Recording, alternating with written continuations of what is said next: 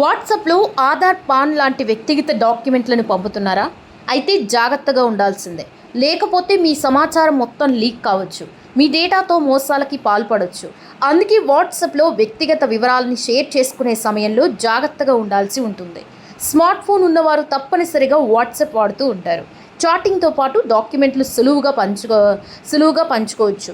File upload చేస్తే సెకండ్లలోనే రిసీవర్కి వెళ్ళిపోతుంది. దీంతో వాట్సాప్కి డాక్యుమెంట్లు పంపుకునేందుకు ఎక్కువ మంది ఉపయోగిస్తూ ఉంటారు. అయితే వ్యక్తిగత డాక్యుమెంట్లు వాట్సాప్లో పంపించుకునే సమయంలో చాలా జాగ్రత్తలు తీసుకోవాలి. ఆధార్, పాన్, బ్యాంక్ స్టేట్మెంట్లు షేర్ చేసేటప్పుడు అప్రమత్తంగా ఉండాలి. మీ వ్యక్తిగత వివరాలు ఇతరుల చేతికి వెళ్ళడం ద్వారా అనేక ప్రమాదాలు పొంచి ఉంటాయి. మీరు ఎవరితోనైనా పంచుకోవాలనుకున్నప్పుడు పంపించడం సురక్షితమా కాదా అనేది మనం ఒకసారి చెక్ చేసుకోవాలి. మీరు ఇతరులకి ఆధార్, పాన్, బ్యాంక్ స్టేట్మెంట్స్ లాంటివి సున్నితమైన పత్రాలని పంపిస్తున్నప్పుడు అవి వారి ఫోన్, ల్యాప్టాప్ లేదా క్లౌడ్ బ్యాకప్లో సేవ్ అయ్యి ఉంటాయన్నమాట. దీనివల్ల మీ పత్రాలతో మోసాలకి పాల్పడవచ్చు. ఇతరులు దాన్ని తమ ఫోన్లో డౌన్లోడ్ కూడా చేసుకోవచ్చు. ఆటోమేటిక్గా క్లౌడ్లో స్టోర్ కావచ్చు. లోన్ ఏజెంట్ లేదా హోటల్లో ధృవీకరణ కోసం మాత్రమే వారికి పంపుతున్నామని మీరు అనుకుంటారు. కానీ వారి ఫోన్లో అది సేవ్ అయి ఉండడం వల్ల మీ డేటాపై పూర్తి నియంత్రణని కోల్పోతారు. ఆర్థిక రంగంలో డైరెక్ట్ సెల్లింగ్ ఏజెంట్లకి పెద్ద నెట్వర్క్ ఉంటుంది. ఈ ఏజెంట్లు వినియోగదారులను కనుక్కున్న వారికి రుణాలు మంజూరు అయ్యేలా చేయడంలో సహాయపడతారు.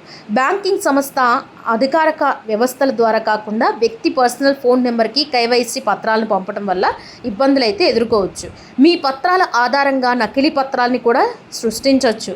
తప్పుడు వ్యక్తుల చేతుల్లోకి మీ వ్యక్తిగత సమాచారం వెళితే అవాంఛిత కాల్స్, సందేశాల కోసం ఒక విలువైన ఆధారంగా మారుతుంది.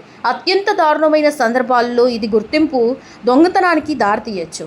వాట్సాప్లో పంపే మార్గం కాకుండా వ్యాపార సంస్థలు తమ సొంత డిజిటల్ ప్లాట్ఫామ్ ఏర్పాటు చేసుకోవాలి. లేదా డిజి లాకర్, UIDAI లాంటి ప్లాట్ఫామ్స్ ద్వారా ఆటోమేటిక్ వెరిఫికేషన్ జరిగేలా చర్యలు తీసుకోవాలి. సంస్థలు ప్రజల వ్యక్తిగత డేటాను ఒక నిర్దిష్ట ప్రయోజనం కోసం మాత్రమే యూజ్ చేసుకోవాలి. డేటాను బాధ్యతాయుతంగా నిర్వహించాలి.